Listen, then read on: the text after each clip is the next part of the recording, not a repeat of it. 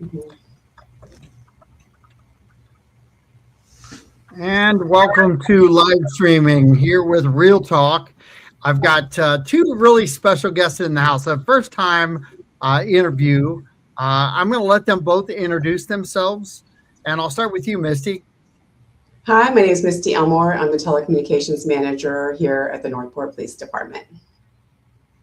And your special guest. Yeah, and my name is Kelly Welch. I am a dispatch supervisor here and also a training coordinator for the dispatch department.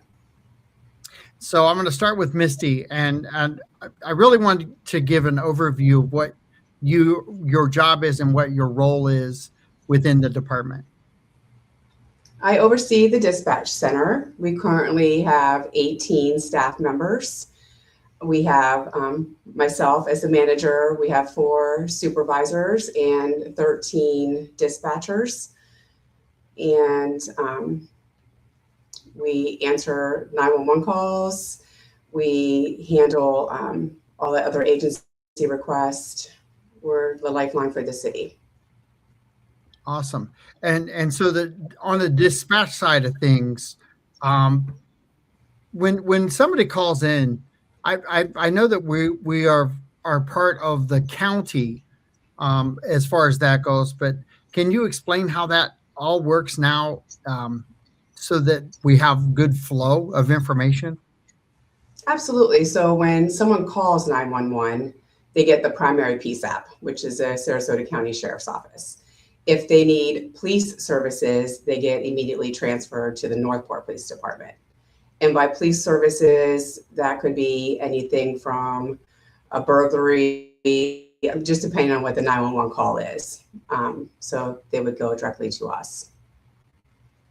Fantastic. And I know we have a really strong working relationship with the county and the sheriff department, right? Yes, we do.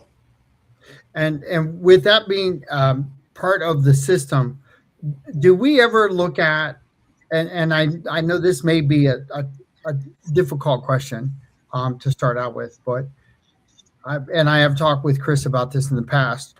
Do you ever look at pulling resources in-house and being more structured within Northport?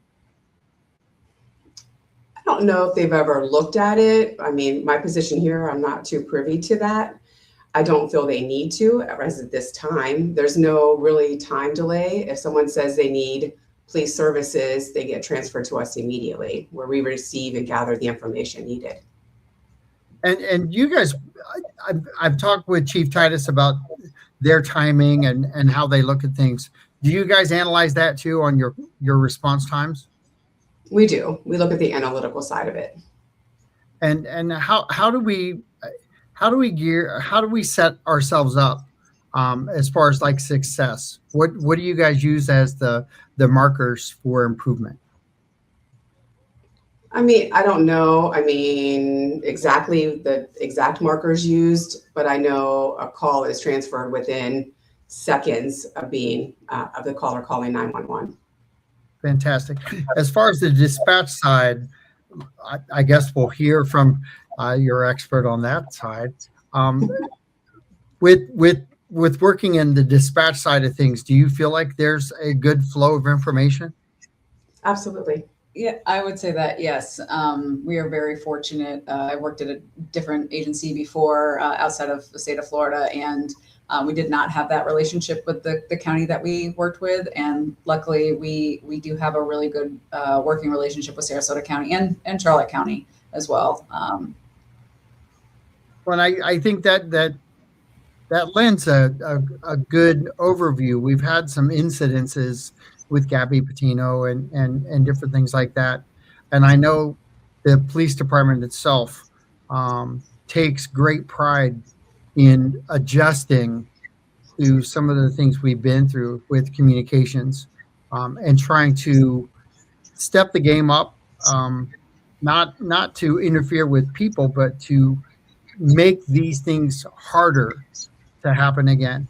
Do you feel like the telecommunications side of that has been improved over time? Yeah, exponentially. Yes, I can absolutely say that, especially from a training standpoint. Technology is always evolving and changing the way we do things. We're always trying to improve and be more efficient. So we're never kind of just content with being stagnant, if that makes any sense. We could do continuous training for all of our staff. Even we have staff members that have been here for 30 years, and we still do annual training with them. We're always looking, to be better than we were the day before.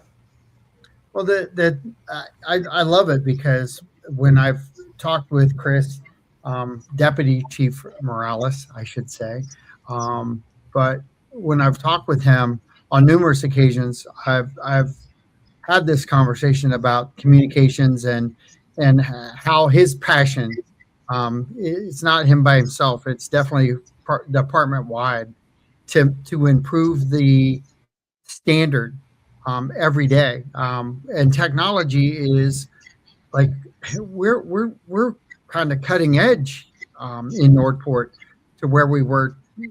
And I'll go back 25, 26 years with you. It's a lot different today than it was when you first started, I'm sure. Oh, absolutely. I mean, I won't get into what we had when we got a 911 call, but we definitely didn't have a location or a latitude and longitude. Like, that information never made it to us. We depended on the caller to get that to us. And what would you tell the citizens from your position, looking at them maybe in open mic right now, on how they should feel about the safety of what you guys are doing and how you guys are analyzing even the new information that's coming in? Ooh, that's hard to put into words. I mean, I was just going to say, I'm a citizen of Northport, Same. and my family here in the city, I feel very well taken care of, not only by our agency and law enforcement, but fire department as well. Just seeing kind of what goes on behind the scenes and the amount of effort that gets put into every call that we do.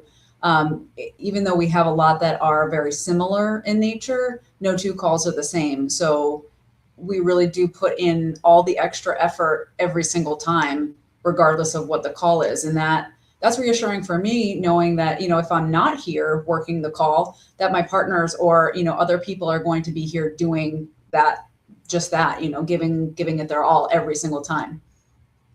Absolutely. And I don't mean to put you on the spot with that question, but it's nice to hear from a department that really never hears the kudos. You guys are kind of the behind the scenes. You're not out front, but you're also the pivotal part of communication that if it wasn't there, the rest of it would fall apart.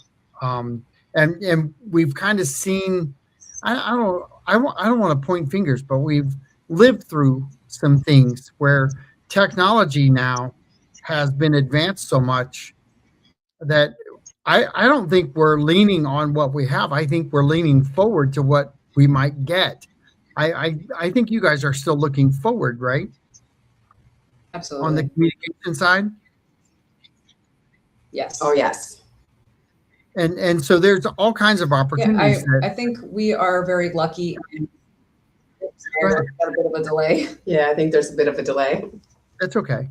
I was just going to say, I think we're really lucky. Our administration is always pushing for new technology and trying to make sure that we have all the tools at our disposal to be able to do our jobs, as efficiently and as quickly as possible.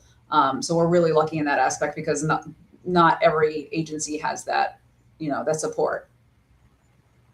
And it's a lot. Can you say that it's different now than it was 25, 26 years ago? And this is not a knock, because everything that we do in life, when you put technology to it, has improved or not. I don't even want to say it's made it easier, because the learning curve to technology steps in too. But the ability to adapt to the technology and really enhance even the limitations of what we used to have That changes a lot of what you guys do, doesn't it? Yes, absolutely. We rely heavily on technology, but the thing that is reassuring, and I'm very passionate about the training program, but Yeah. we also train to function just as efficiently even without the technology. So in a power outage or technical failure or of some sort, we are still able to perform our jobs. We just have to do things differently. So we have other ways of going about, reading maps and writing calls out on paper and doing things that way. Let's go into the training side of it real quick, because I like where you went with the like the emergency stuff and the map reading. Those are skill sets that get enhanced with technology. They're still there from old school too, right? Yes. Well, you have to think about those things. I mean, especially in Florida, we have severe weather, we have hurricanes, and the likelihood of a power outage, especially during this time of year, is very, very high. I mean, obviously, we have backup and support systems with the generators and things like that, but no system is foolproof, and we don't want to assume that that is going to kick in and be our saving grace. We need to be able to do our jobs regardless of whether or not we have the technology available. So with the hurricanes and things that we've dealt with in the past, have we looked at things and improved some of the trainings that we now have through, I guess, the grounds, the on ground attack that we've felt from some of these hurricanes? We've had the floodings, Yes. we've had different things like that now that we didn't have in our history. We've had them in the past, but current history, that really does a number on some training side of things, doesn't it? It does, especially because you have people who, have come from out of state that may have never experienced something like that before, or just maybe they have been in state and they've never worked through that type of an emergency. So it's important to keep the skill set fresh and, be constantly doing the trainings. We do evacuation trainings, at least once a year here. Sometimes we do them more, depending on if we have a fire drill or something like that. So we're always trying to always be prepared. You can never prepare for every situation, but we do our best to do the continuous training and be prepared for whatever comes up. Well, you talked a little bit about where you came from and where you're at now. In comparison, do you see Northport being more proactive? 100%. Yes. Absolutely. Yes. That didn't take long. Yeah. There was no delay on that one. Yeah, Well, it's definitely. true. And I'm not just saying that. I mean, I'm going on my 7th year here with the department, and I've got about 14 years in total. And I can honestly say I've worked with other agencies, and just seeing how they do things. I'm so blessed and happy to be here, and to see, the department grow as our city grows, and we're just really fortunate. So managing all of these things, we'll go back to the manager here real quick. Where do you see yourself leading this group that you have now? Because it seems to me that anybody that works for the city and for the police department and fire department, as well as the city as a whole, they seem to have a pretty good attitude about where they work and who they work for. That pride really kind of resembles the leadership above, doesn't it? Yes, absolutely. I mean, we are very passionate about our positions, Yep. but we're not treated as a number here. We're treated as a human, as a person. So that's where I think we're allowed to grow. It's again hard to explain, but all of us are very passionate. We're very professional. We love the city we work for. We love the citizens that we work for. I don't know. You know, when I explain to someone in the public that I'm a public servant and what I do, I'm very passionate about that because I'm very proud of our department.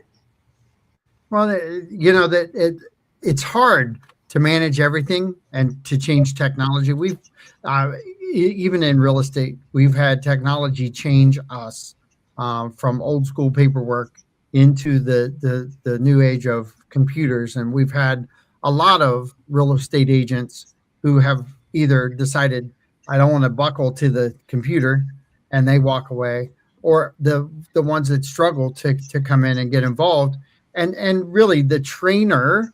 I know she's going to smile here in a minute because training is a huge part of the success of the communications team. And with that, how challenging is that in today's world with the ever changing of technology to stay current with everything and to keep everyone current? How difficult is that?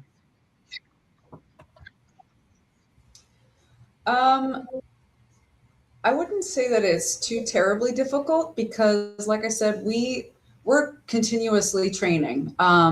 It's not like a one and done type of thing. So everybody is under the assumption that we're going to continue doing training. So we do trainings every month.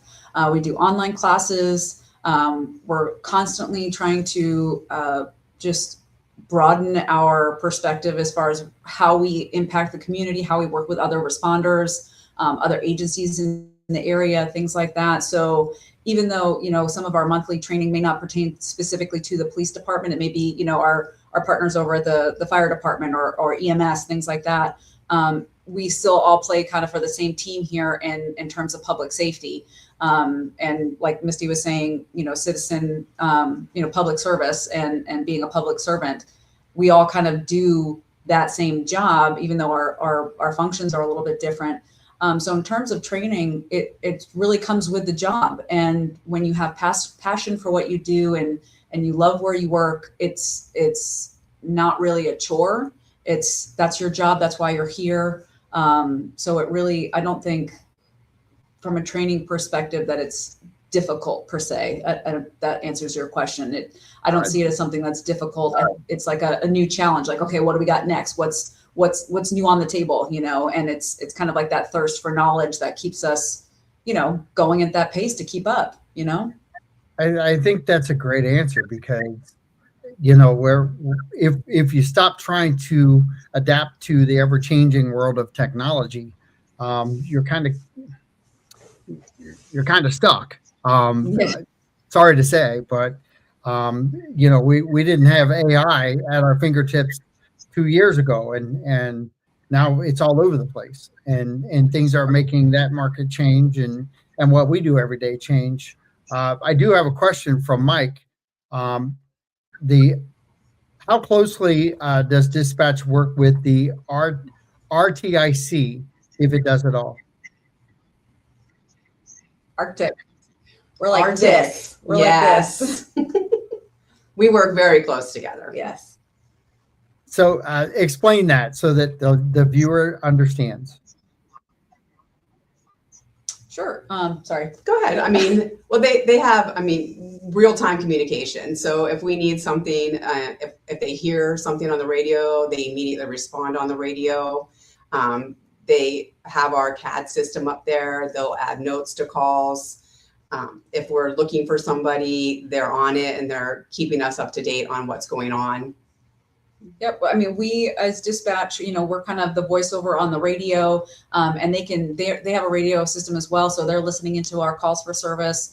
If they are trying to dig for information and find, you know, who a car is registered to or something like that, they can input that information directly to our CAD without even having to speak to one of us directly. They don't have to pick up the phone. It's real time. That's what RTIC stands for. Yeah, Real Time Intelligence Center.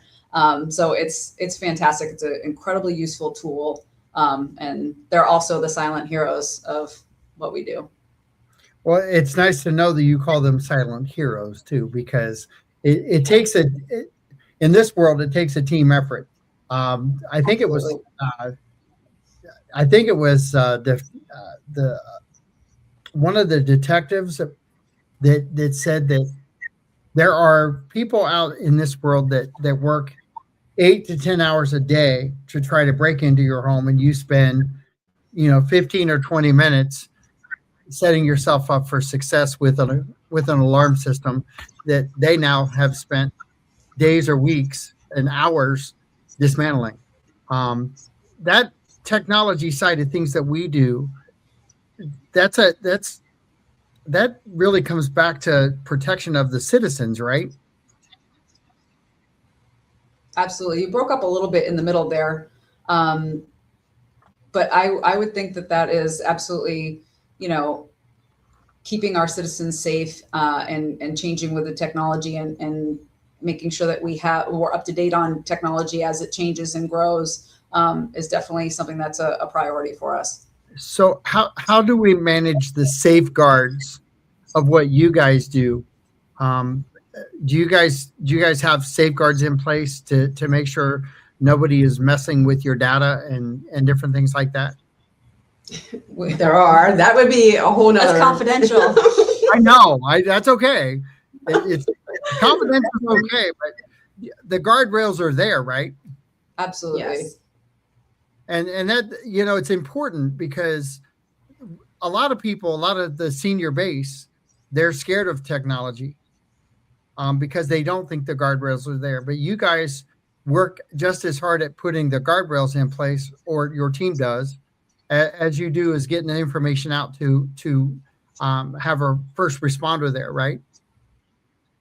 Absolutely. And I mean, we, as in the telecommunications department, aren't the safeguards of the information. We have a whole team of people that work on that, keeping our network secure and all of our files and access, so that none of that information is getting leaked out where it shouldn't. So all of the information is protected.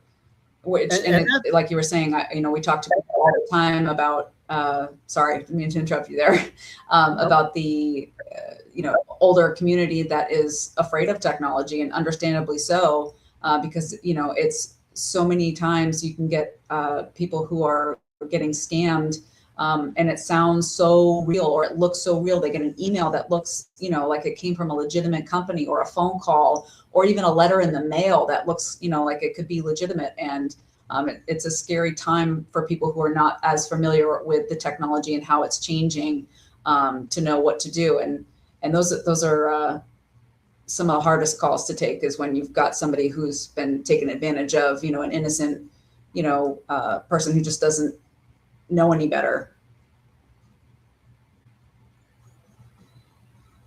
And that makes I think it should make everybody feel better, and not worse. You guys are looking at every aspect of this, and your team is. And when I say team, there's a lot of people that have input into the success of what you guys do, and it's even holding that standard of what you guys set. That information that you're putting out, a lot of people count on that, whether they're the responders in the car, or detectives out out looking, or even the county who's needing assistance along the way. There's a lot of differences in telecommunications than just a 911 call, right? Absolutely. How do you see that changing with what you guys do to the senior base that's out there? The younger generation, my granddaughters pick up my cell phone, and they're 8 and 5, and they seem to understand it immediately. You've got a senior base that's out there, and I'm not far off from them, by the way, but you've got a senior base that's out there that most of them are terrified by it. And you talked about a little bit about the getting taken advantage of. It's a lot easier to be taken advantage of when you don't understand it all, or don't attempt to understand it. Mm-hmm. We also have an awesome community policing team that can go out and speak to the communities. They can call up and schedule a time, and they can come in and they can tell them the latest things that are going on, or the trends, or, a lot of people don't realize that people can spoof the police department phone number and you think a cop's calling you. They can tell them those things and how they should call us directly, hang up and call us, and don't call the number that called you. You know, Right. those type of things. But we have an awesome team that can go out, they speak to the public, they engage with people to keep them active. Mhm. Well, and that's important too, because that community engagement, you guys are really good about trying to get out into the community, whether it's the senior base or even the younger generation that's out there, trying to bring them into law enforcement as as a friendly contact, even. And I remember when I was a kid, our police department in our local area went above and beyond to try to engage with us. Keeps the streets a little safer, I think. But you guys do a great job of that. With the communication side of it, do either one of you get to engage with the community that way? Well, I mean, a lot of us are active in different areas of the community and the things that we do and the involvement of things, you know, our likes that we go and do. We do Northport Night Out or National Night Out. We're always there.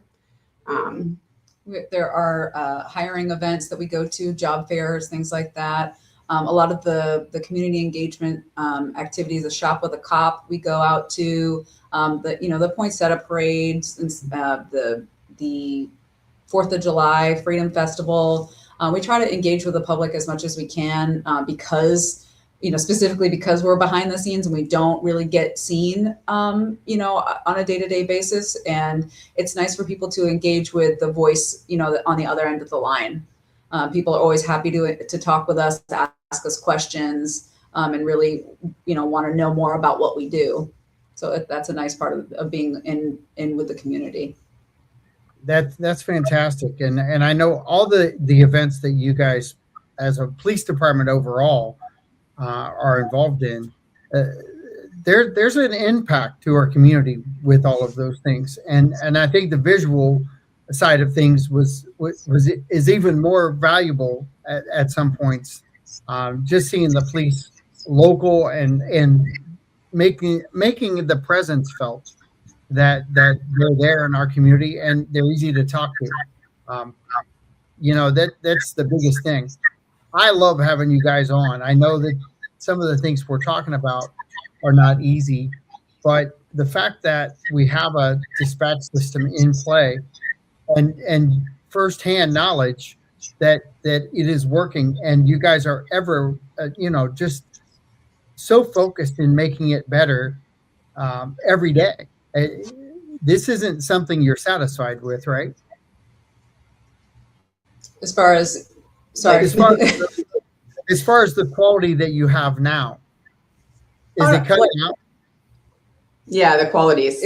Yeah, cutting out just a little bit. But as far as satisfied with what we have now, I think that's kind of a slippery slope to stand on, because it's once you get comfortable and you don't try, improving, that you fall behind and you're going to miss something. So we're always trying to better ourselves, whether it's through through training. I know that's my world, but through training, but also and just in our day to day, our interactions with people and our technology and how we do our jobs. We're always trying to be better.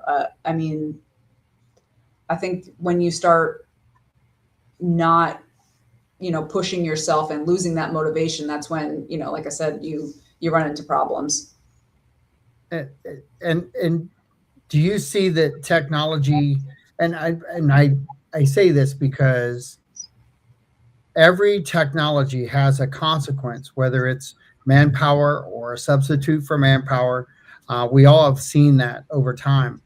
I don't think we're going to replace police officers anytime soon, but do you see technology being a huge partner with the department itself, and the advancement of technology really helping our police officers stay safer? Are you talking about AI dispatch. I didn't want to say it, but I didn't even think about AI dispatch, but well, that technology has, that's kind of been a rumor in, in the public safety realm. And I honestly, I hope not. I like you both. I want you both there. well, I think it's something that my coworkers and I will chat about from time to time, and with the emergence of AI, it's an incredibly useful tool. But think about when you call customer service place and you're stuck on the line. Press 1 for this, press 2 for that, and you just need to talk to a person to explain what's going on. I don't think that as a human you'll ever get rid of that need to communicate. And I don't know, maybe in the future, way down the road when I'm long retired, they'll have some sort of a technology available where it's completely seamless. But I don't see that in the immediate future. I hope not. There is still something to be said with the hands-on, Absolutely. and I that adjustment that AI is going to make after the 5th or 6th question, they better get it. If they're going to do that with you guys, they better get it right the first time. I don't Right. want to have to explain every detail, but you guys are. I've called 911 in my lifetime before. I I know the panic you can be in when you call. I know that it takes a certain type of listener to settle things down, responses back. You guys focus in on that on your trainings too, don't you? Absolutely. Yes. The calm and the chaos. The calm and the cat, love it. Yeah. We had that a lot when I worked at the hospital. I worked a level 1 trauma in Columbus, Ohio, and there was the calm and the chaos all at the same time. That adrenaline rush is insane. Do you guys feel that same rush? I think you do, but I think you also control it like the rest of us when we're in those situations and have been through them several times. There is that calm and chaos because your mind just kind of works through the process, and your body is maybe wanting to go, but everything is in control. And that I think people need to understand that you guys go through that same thing. Yeah, it's hard. It takes a special person. And we hear that we tell that a lot to people when they're inquiring about becoming a dispatcher. It takes a special person, but it goes through us. It doesn't stop. It's hard to explain when we're taking a call. It's not happening to us. It's happening to somebody else. It's our job to get them that help. So we don't stop and get stuck in the, oh my gosh, this is happening to me. It's happening to somebody else. And when you say the calm and the chaos, our job is to have that knowledge base and get help to those people without feeling what that person is feeling, but understanding what they're going through. Do you guys have, what kind of shifts do you guys work? We worked a 12-hour shift when I was at the hospital, and that's good, bad, and ugly at some points, depending on what shift and what your shift did to you. And I say that graciously too. But what shifts do you guys work, and how do you rotate people out to get them a break? It's hard to explain, but we do work 12s. So it's 6 a.m. to 6 p.m. or 6 p.m. to 6 a.m. You work a Monday, Tuesday, you're off Wednesday, Thursday, you work Friday, Saturday, Sunday, and then the following week you only work Wednesday, Thursday. So you're only really working 15 days a month, 14 days a month. It just depends on how the rotation goes for that month, but you need those days off because you're pulling long shifts. But that's, Yeah. I can understand it, believe it or not. I can truly grab a hold of that and go, I get it. Because if you did that 5 days a week, or gosh, 3 12s twice a week, that's what, yeah. that you need downtime to readjust the mental status in your own life, because that intensity, you don't have any control over the intensity. So it can be at level 10 the whole entire time you're on. It could also be a level 2, but when it's at level 10, it's not good for the mental health. So you guys are really paying attention to that too, right? Yes. We are, and we do things. A lot of agencies, you'll hear dispatch, one of their main things, they get mandatory overtime. So they're required to sometimes work 5-6 days in a row before even getting one day off. And that's really tough. And here we don't do that. We don't have mandatory overtime. We understand you need your time. And that's another thing with this city is wellness. They are so big in wellness and all of the things that they offer for not even just dispatch, for the whole entire city. It is amazing. It is. So is there? And Mike, I'm reading your questions, buddy. So keep them coming. Are dispatchers part of a union? Yes. Okay. So that answered that question, Mike. Yes, they are. When calling 911, what are the top 3 or to 5 tips when calling? So if somebody were to call 911, what would you recommend that they start with? The top 3 to 5 things. This is, I think, my favorite question. We get different, through the summer, we get camps and stuff that come in. We'll do a tour into dispatch with young kids or, schools throughout the year, or even, some of our public safety, citizen public safety academy that come in and do tours with us. And the one question I always ask is the most important piece of information you can give to a dispatcher is the location. Before you tell me you need an ambulance, before you tell me what your, brother did or where the weapons are or any of that stuff, if I don't know where to send help, all of that other information is useless. Especially if your phone's about to die, give me the information before it disconnects. So that at least if you say 123 Main Street and the phone disconnects, or you hang up, or the intruder takes the phone, or whatever the circumstances are, I have an address. I will send someone.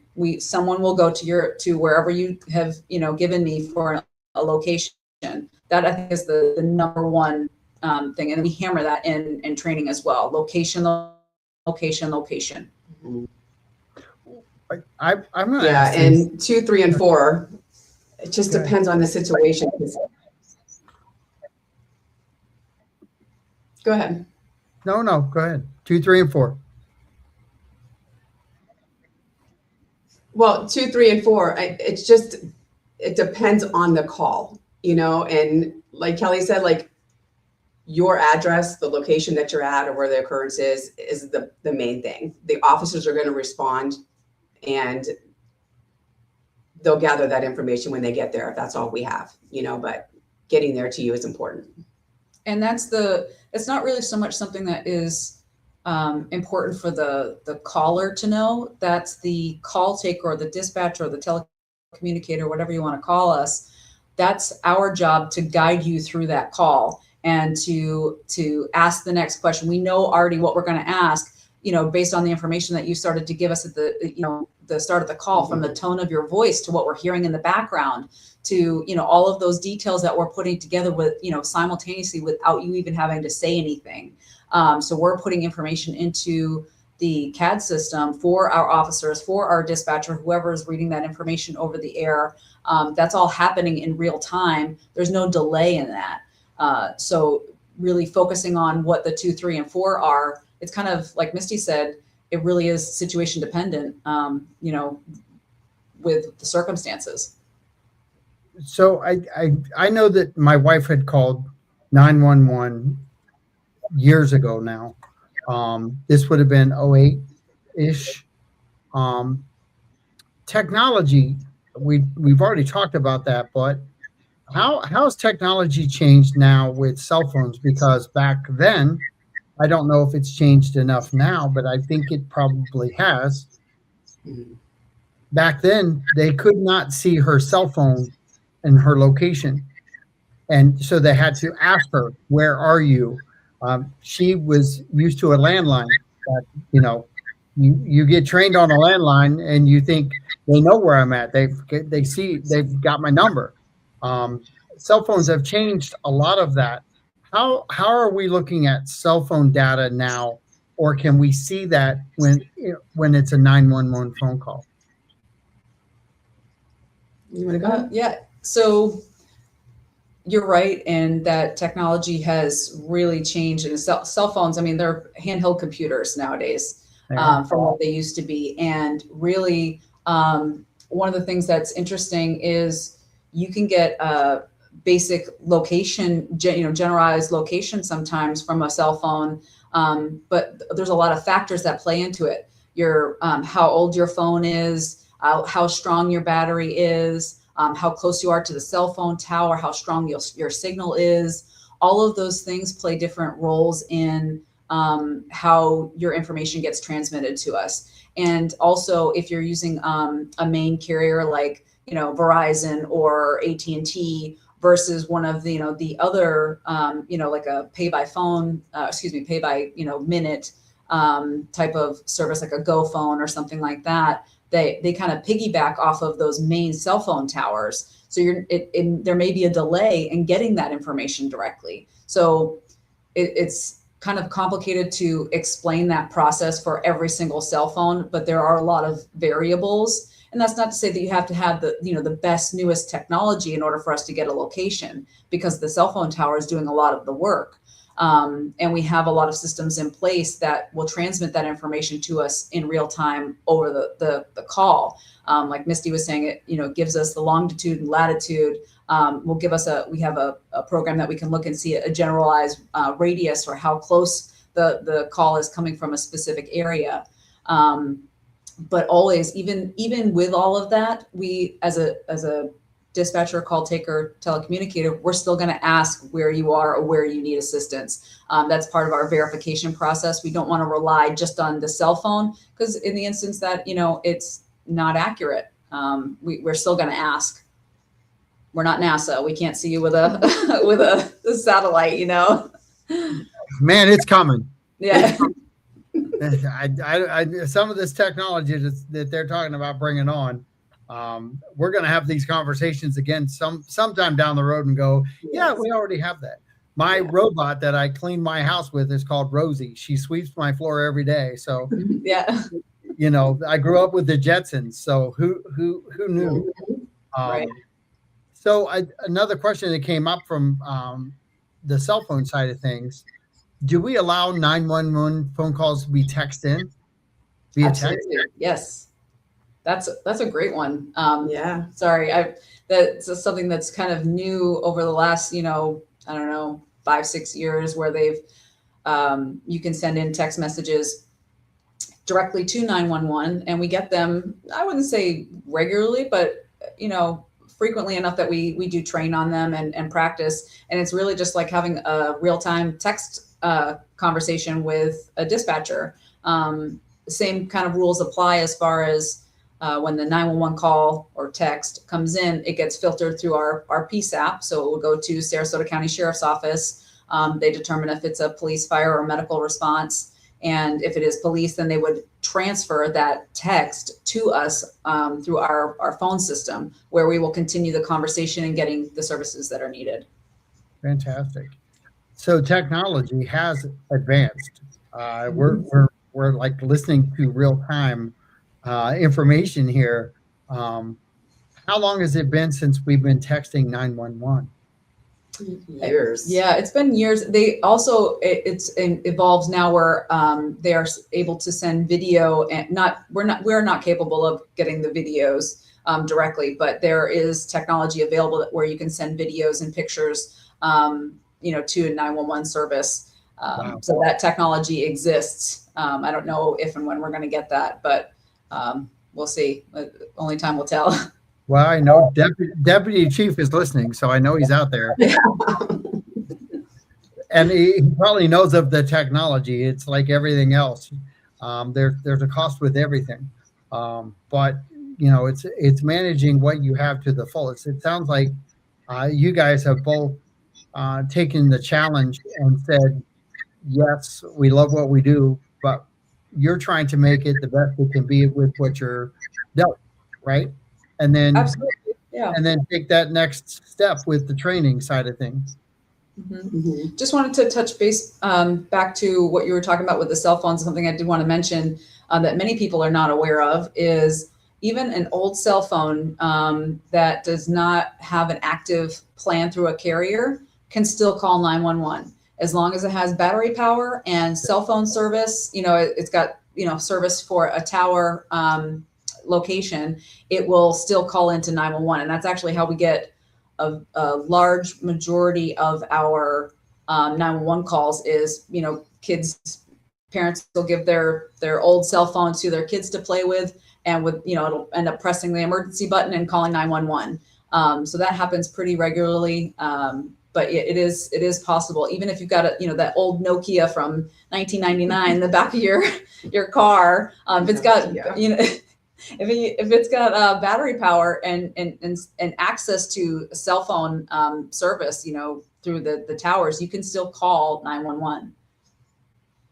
Yep, I've heard that for years, and I've often thought, why don't we throw our extra cell phones in the car? So you never know when you're going to need that. The one that's in the car that isn't damaged, even though it's old, you just don't know. Trying to keep them charged is the biggest problem, I think. Right. For most people, but that would be an interesting conversation to have with the EOC when it comes to hurricane season.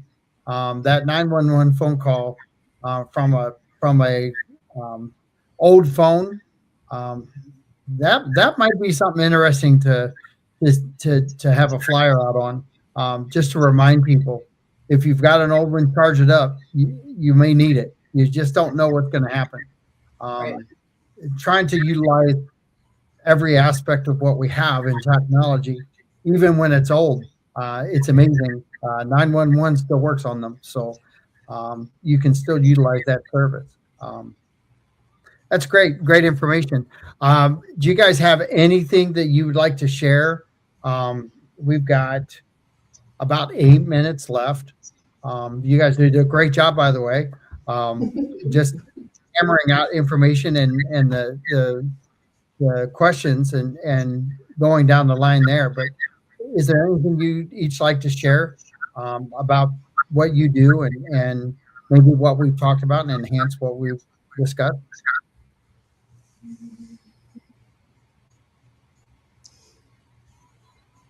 Anything you want to add? I don't think so. I mean, we touched on a lot of different topics in this last, bit here. We are really lucky to be where we're at. I love working for the police department, working for the city. And we were talking earlier when we were talking community engagement.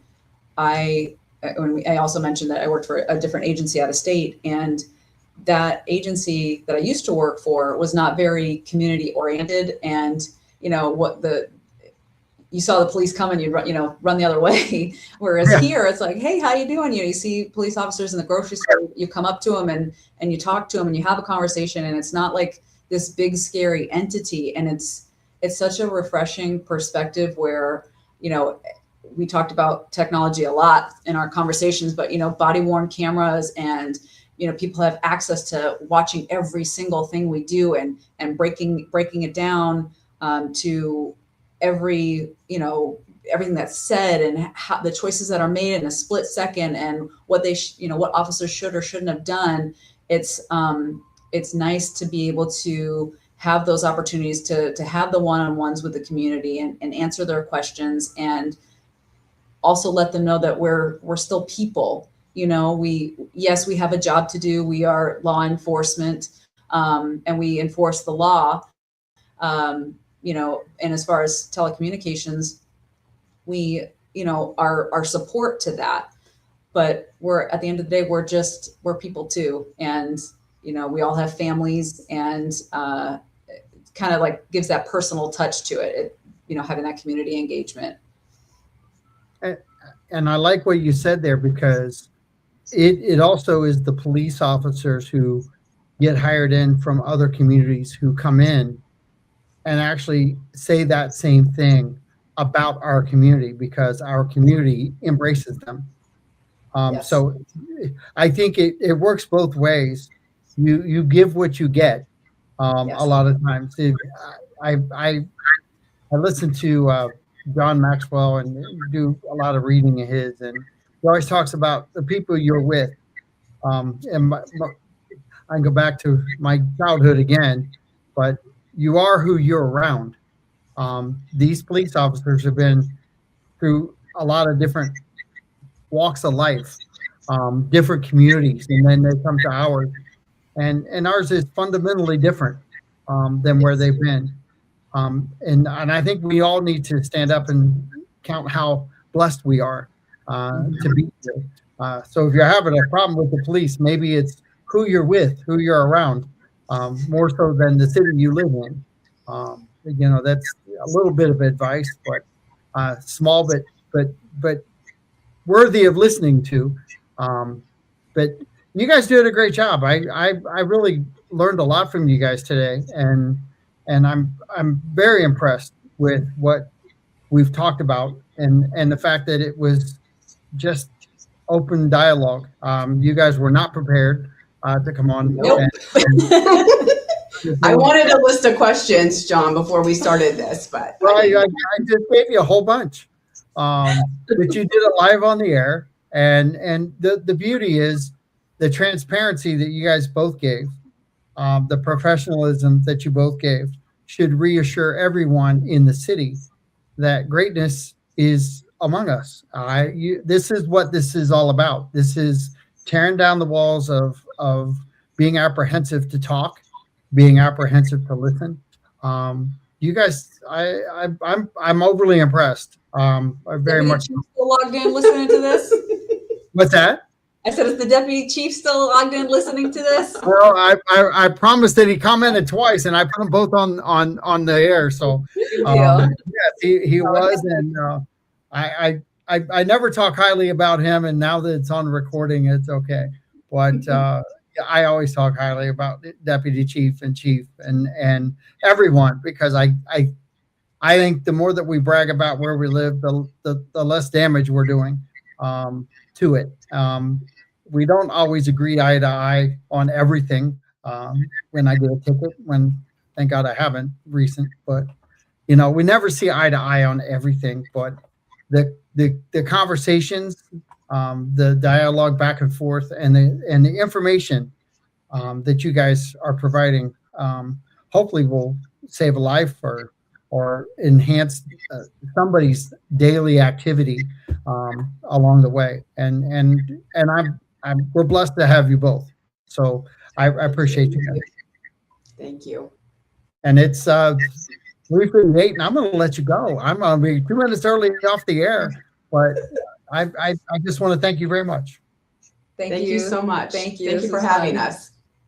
And I'll ask you one more thing. Was Yes. it that bad? No, No, not at all. You were great. All right. So thanks a lot. You guys have a great day. Thank you. Thank you. You too. Bye-bye. All right. We'll see you next Monday, everybody. Join us again. Next Monday is the fire department.